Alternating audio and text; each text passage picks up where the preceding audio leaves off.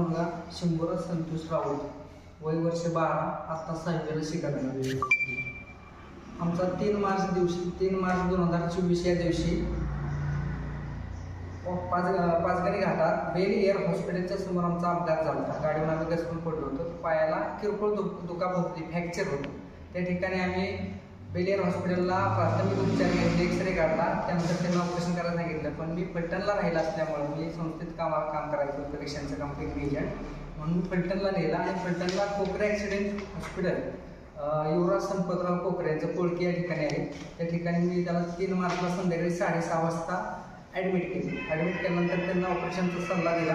Admit करून घेतल्यानंतर त्यांचं 6 तारखेला त्याचं ऑपरेशन केलं. 6 तारखेला त्याचं ऑपरेशन केल्यानंतर एमिक्स म्हणजे मिक्सर नावाचा काहीतरी सळायचा प्रकार, तो त्या पद्धतीनं ऑपरेशन केलं. ऑपरेशन केल्यानंतर त्यांना 5-7 दिवसांना आम्हाला सोडलं. त्यानंतर एक 5-6 दिवसांना, शेवट 6-8 दिवसांना ड्रेसिंगला बोलवलं. आणि त्याचा तो फिक्सर आहे तो 51व्या दिवशी काढला.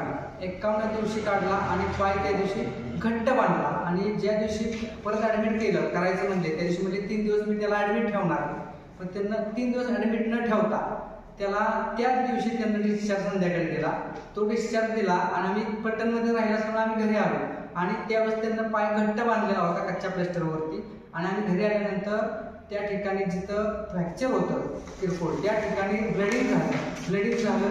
संध्याकाळी पाय सुद्धा म्हणून आम्ही दुसऱ्या दिवशी 27/4/2024ला डॉक्टरांच्याकडे गेलो. म्हणजे डॉक्टर हे काय झाले, पाय का सुजला आहे. तर डॉक्टर म्हणले, आणखीन त्यांना सांगितलं तुम्ही दिलेल्या गोळ्या त्यामुळे खाल्ल्यामुळे उलट्या झालेल्या आहेत. तर ते डॉक्टर म्हणले काय नाही, बिनधास्त नाही, काय होत नाही. हे झालं दुसऱ्या दिवशी. परत तिसऱ्या दिवशी 28 तारखेला गेलो तर डॉक्टरांना सांगितलं, डॉक्टर साहेब त्याला ठणक लागलाय पायाला. तर त्यांना बाहेर चालली होती त्यांची 4 व्हीलर कुठतरी, तर रिक्षातच मुलाला हॉस्पिटलला पण घेतलं नाही. त्या ठिकाणी रिक्षामध्ये त्याला पेन किलरचं इंजेक्शन दिलं. म्हणजे काय होत नाही, बिनधास्त घरी जा. मग घरी आलो आम्ही आणि 4थ्या दिवशी परत गेलो. पायाचा ठणक कमी जास्त होत होता, पण पायाच्या बोटांची टोकं जी दिसत होती ना बाहेरच्या बाजूला, तो कलर पिवळसर झालेला नॉर्मली मला शंकास्पद वाटतं. म्हणून डॉक्टरला म्हणलं, डॉक्टर हे काय भानगड आहे. तर डॉक्टरांनी काय केलं, त्याचा पाय जोरात चोळला, बोट हलवायला लावली आणि त्याचा पायाच्या बोटाच्या मागे जोरात चोळला. त्या ठिकाणी त्याचं कातड निघत काय केलं, किती जोरात चोळला, काय केलं ते आम्हाला बाहेर आल्यानंतर सांगितलं. तिथून स्वतः डॉक्टर गेलेले होते आमच्याबरोबर, कलर डॉक्टर सोनोग्राफी अभंग हॉस्पिटल, तिथं आमच्याबरोबर डॉक्टर आले त्यांचं हॉस्पिटल सोडून. त्या ठिकाणी आल्यानंतर डॉक्टर स्वतः भेटले होते. आणि बराच वेळ गेला तिथं, म्हणजे नंबर येता करता, सोनोग्राफी करता ज्यावेळी त्यांना कळलं की रक्तवाहिनी बंद आहे, ह्यांना पुण्याच्या डॉक्टरला फोन केला. पुण्याच्या डॉक्टरला फोन केल्यानंतर त्यांचं इंग्लिशमध्ये काय बोलणं चाललंय आम्हाला काय कळलं नाही. ते घामागून जायचे, बाहेर जायचे, आत यायचे, जिन्यात वर जायचे, मागायचे, त्या डॉक्टरांशी बोलायचे, पुण्याच्या डॉक्टरांशी बोलायचे. मग त्याच्यानंतर जी काय त्याचं जे रक्तवाहिनी बंद करून 4 दिवस तिथंच घालवले. याचा अर्थ त्या ठिकाणी पायाचं पूर्ण वाटोळं ह्या कोकरे डॉक्टरांनी, युवराज संपतराव कोकरेंनीच केलेलं. तिथून त्यांना आम्हाला पुण्याला पाठवलं. पुण्याला आम्ही रात्री 1:30च्या आसपास गेलो. 1:30च्या आसपास गेल्यानंतर सिटी एनजीओचा रिपोर्ट आला. सिटी एनजीओचा रिपोर्ट आला की जराची टेस्ट होती ती. त्याचा 1 तासाने रिपोर्ट आल्यानंतर डॉक्टरांनी सांगितलं की पाय हा गुडघ्याच्या खाली कापावा लागेल. आता पाय गुडघ्याच्या खाली कापावा लागेल. पण जेव्हा फलटणमधून आम्ही चाललो होतो पुण्याला, त्यावेळेस म्हणजे काय नाही होत, ब्लॉकेज काढतील किंवा काय नाही, असं होईल, जास्त होईल व्यवस्थित, असे आम्हाला म्हणजे असे उत्तरं दिली.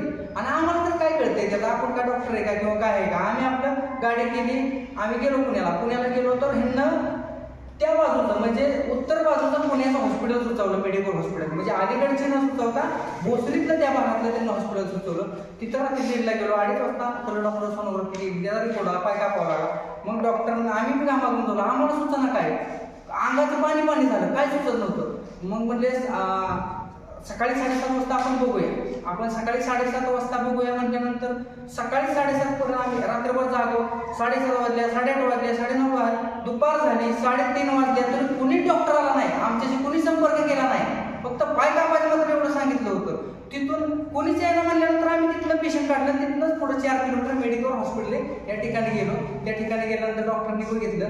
डॉक्टरांनी सांगितलं की आपण पाय वाचवण्याचा प्रयत्न करू, पण रक्तवाहिनी, मूळ रक्तवाहिनी तुमची बंद आहे.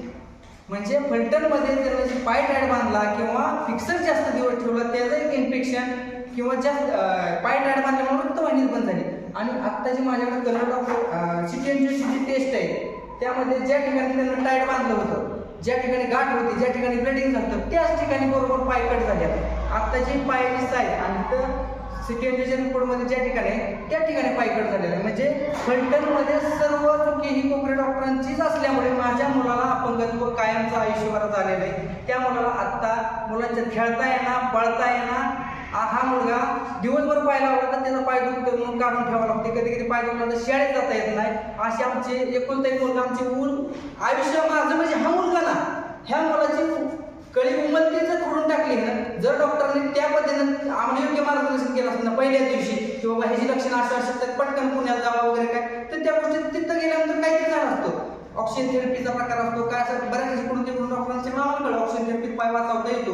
पण 4 दिवस तिथंच घालवले. पुण्याला गेल्यानंतर 5वा दिवस मी तिथंच गेला. म्हणजे ऑक्सिजन थेरपीत पाय वाचवायचं काहीतरी लिमिटेशन असेल ना, ते पुरं संपून गेलं. कापण्याशिवाय भाषाच नव्हती. आणि इथून तिथं गेल्यानंतर तर आम्हाला तरी काय माहिती डॉक्टर कुठले आहेत काय आहेत. आम्हाला काय दिवसानंतर कळलं की ह्या वॅस्क्युलर सर्जन डॉक्टर लागतो.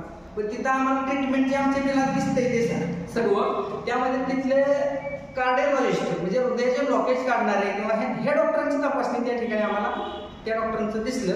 आता कसं आहे शेवट ह्या कोकरे डॉक्टरांच्या चुकीमुळंच त्यांच्या हलगर्जीपणामुळंच याच्या पाय कापावा लागला आणि ह्याला सर्वस्वी कोकरे डॉक्टर जबाबदार आहेत. ह्या संदर्भात मी आतापर्यंत 8 ते 9 ठिकाणी सर्व प्रशासनाला, आरोग्य विभाग असू द्या, पोलीस स्टेशन असू द्या, आरोग्य मंत्री असू द्या, सगळ्यांना मी पाठपुरावा केलेला आहे, सगळ्यांना दिलेले.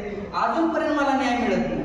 ह्या मुलाचा आर्टिफिशियल पाय जर बसवायचा म्हटलं तर फायबरचा जयपूर फूट ह्याच्यापेक्षा चांगल्या पद्धतीचा जर पाय जर बसवायचा म्हटलं तर त्याला खर्चाची बाजू आहे. आणि जर त्याला कसाही साधा पाय बसवला तर त्याला वाकडेपणा येऊ शकतो चालताना. त्याला फिजिओथेरपी व्यायाम होत पाहिजे. म्हणजे आता आम्हाला ह्याच्यावर एक माणूस ठेवायला लागतोय. त्याचा रोज सकाळी व्यायाम घ्या, अर्धा पाऊण तास संध्याकाळी घ्या.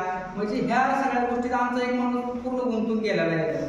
इतका आम्हाला मानसिक त्रास झालाय की आम्हालाच कळणार काय चाललंय. की माझं काम होतं संस्थेत ती गेलं, आमची मंडळी विशेष तिथं सोन्याच्या दुकानात जॉब लागते तिचं काम गेलं. आम्हाला 6 महिने झालं मी दाद मागतोय, शासनाकडे जातोय, आरोग्य खात्याकडे जातोय, सगळ्यांकडे. मला अजूनपर्यंत कुठलीही दाद मिळालेली नाही.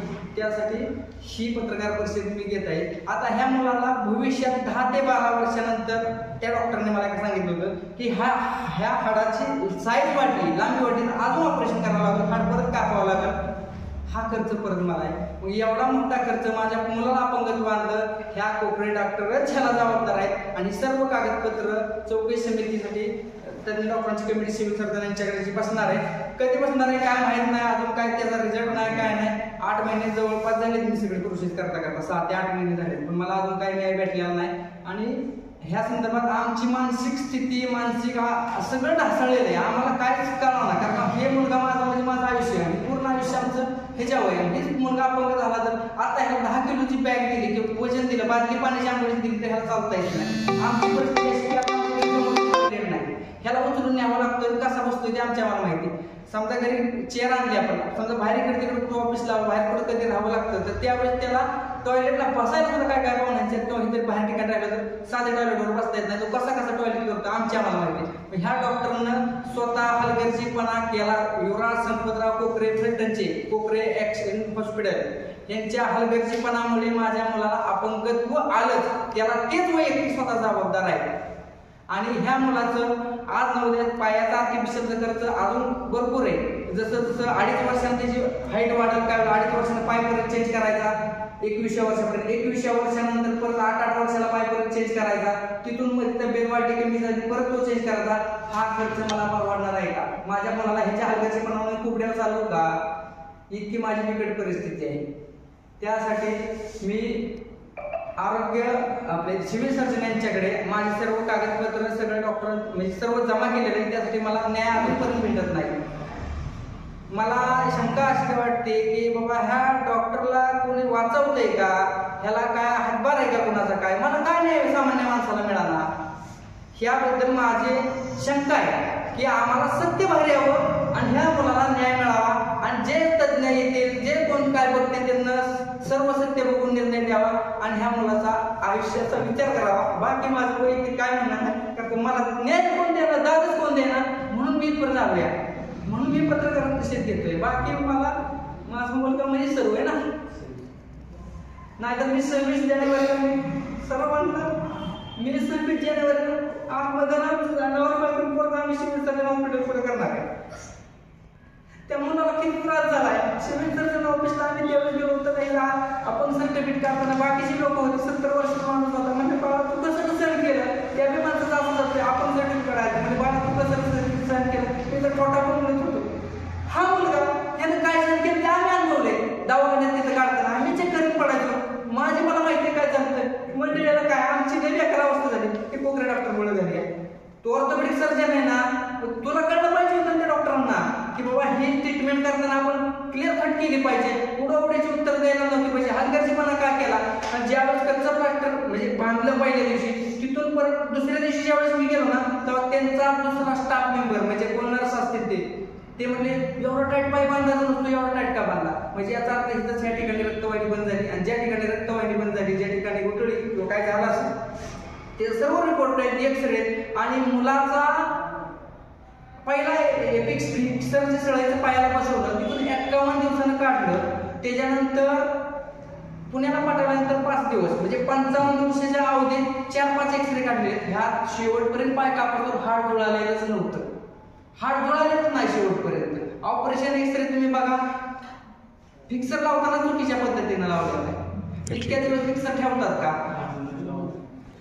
आता या संदर्भात मला योग्य तो न्याय सिव्हिल सर्जन चौकशी समिती लवकरात लवकर नेमून मला योग्य तो न्याय भेटावा.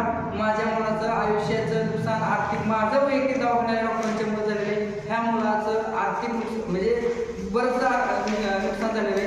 तर त्याला सुद्धा त्या डॉक्टरचा आम्हाला आर्थिक चांगल्या पद्धतीचं नुकसान भरपाई आयुष्याची नुकसान भरपाई त्याच्याकडून भेटावी आणि त्याच्यावरती सुद्धा कारवाई होऊन गुन्हा दाखल व्हावा. माझं नाव संतोष दत्तात्रय राऊत, सासवड जंजणी, तालुका फलटण, जिल्हा सातारा. माझा मुलगा शंभूराज संतोष राऊत, वय वर्ष 12, आता 6वीला शिकायला. आमचा 3 मार्च 2024 या दिवशी पाचगणी घाटात बेल एअर हॉस्पिटलच्या समोर आमचा अपघात झाला. गाडीवर आम्ही घसरून पडलो होतो. पायाला किरकोळ दुखापत होती, फ्रॅक्चर होतं. त्या ठिकाणी आम्ही बेल एअर हॉस्पिटलला प्राथमिक उपचार घेतले, एक्सरे काढला. त्यानंतर त्यांना ऑपरेशन करायला सांगितलं. पण मी फलटणला राहिला असल्यामुळे मी संस्थेत काम करायचं होतं, परीक्षांचं काम टेक्निक एजंट म्हणून फलटणला नेला. आणि फलटणला कोकरे ॲक्सिडेंट हॉस्पिटल युवराज संपतराव कोकरे यांचं कोळकी या ठिकाणी आहे. त्या ठिकाणी मी त्याला 3 मार्चला संध्याकाळी 6:30 वाजता ॲडमिट केली. ॲडमिट केल्यानंतर त्यांना ऑपरेशनचा सल्ला दिला. ॲडमिट करून घेतल्यानंतर त्यांचं 6 तारखेला त्याचं ऑपरेशन केलं. 6 तारखेला त्याचं ऑपरेशन केल्यानंतर एपिक्स म्हणजे मिक्सर नावाचा काहीतरी सळायचा प्रकार तो त्या पद्धतीनं ऑपरेशन केलं. ऑपरेशन केल्यानंतर त्यांना 5-7 दिवसांना आम्हाला सोडलं. त्यानंतर एक 5-6 दिवसांना शेवट 6-8 दिवसांना ड्रेसिंगला बोलवलं आणि त्याचा तो फिक्सर आहे तो 51व्या दिवशी काढला. 51व्या दिवशी काढला आणि पाय त्या दिवशी घट्ट बांधला. आणि ज्या दिवशी परत ॲडमिट केलं करायचं म्हणजे त्या दिवशी म्हणजे 3 दिवस मी त्याला ॲडमिट ठेवणार. पण त्यांना 3 दिवस ॲडमिट न ठेवता त्याला त्याच दिवशी त्यांना डिस्चार्ज संध्याकाळी दिला. तो डिस्चार्ज दिला आणि आम्ही फलटणमध्ये राहिला असल्यामुळे आम्ही घरी आलो. आणि त्यावेळेस त्यांना पाय घट्ट बांधलेला होता कच्च्या प्लॅस्टरवरती. आणि आम्ही घरी आल्यानंतर त्या ठिकाणी जिथं फ्रॅक्चर होतं किरकोळ त्या ठिकाणी ब्लडिंग झालं. संध्याकाळी पाय सुद्धा म्हणून आम्ही दुसऱ्या दिवशी 27/4/2024ला डॉक्टरांच्याकडे गेलो. म्हणजे डॉक्टर हे काय झाले, पाय का सुंदर आहे. तर डॉक्टर म्हणले आणखी त्यांना सांगितलं तुम्ही दिलेल्या गोळ्या त्यामुळे खाल्ल्यामुळे उलट्या झालेल्या आहेत. तर ते डॉक्टर म्हणले काय नाही बेंदाच नाही काय होत नाही. हे झालं दुसऱ्या दिवशी. परत तिसऱ्या दिवशी 28 तारखेला गेलो तर डॉक्टरांना सांगितलं डॉक्टर साहेब त्याला ठणक लागलाय पायाला. तर त्यांना बाहेर चालली होती त्यांची 4 व्हीलर कुठतरी तर रिक्षातून बोलावलं, हॉस्पिटलला पण घेतलं नाही. त्या ठिकाणी रिक्षामध्ये त्याला पेन किलरचं इंजेक्शन दिलं. म्हणजे काय होत नाही बिंदासला घरी जा. मग घरी आलो आम्ही आणि 4थ्या दिवशी परत गेलो. पायाचा ठणक कमी जास्त होत होता पण पायाच्या बोटांची टोकं जी दिसत होती ना बाहेरच्या बाजूला तो कलर पिवळसर झालेला नॉर्मली मला शंकास्पद वाटतं. म्हणून डॉक्टरला म्हणलं डॉक्टर हे काय भानगड आहे. तर डॉक्टरांनी काय केलं त्याचा पाय जोरात चोळला, बोट हलवायला लावली आणि त्याचा पायाच्या बोटाच्या मागे जोरात चोळला. त्या ठिकाणी त्याचं कातड निघत येत्या 26 जानेवारी दिवशी तोपर्यंत आम्हाला आमच्या मुलाचा तज्ज्ञ डॉक्टर यांच्याकडून सिव्हिल सर्जन यांच्या इथं तज्ज्ञ डॉक्टरांच्या समितीकडून जर आम्हाला 26 जानेवारीपर्यंत अहवाल नाही भेटला किंवा आम्हाला न्याय नाही भेटला, आम्हाला दाद नाही भेटली, तर आम्ही 26 जानेवारी या दिवशी सिव्हिल सर्जनच्या समोर, हॉस्पिटलच्या समोर मी मिसेस मुलगा आम्ही आत्मदहन करणार आहे. या प्रशासन राहील, त्या संबंधित अधिकारी राहतील, त्यांनी ते ढकलले.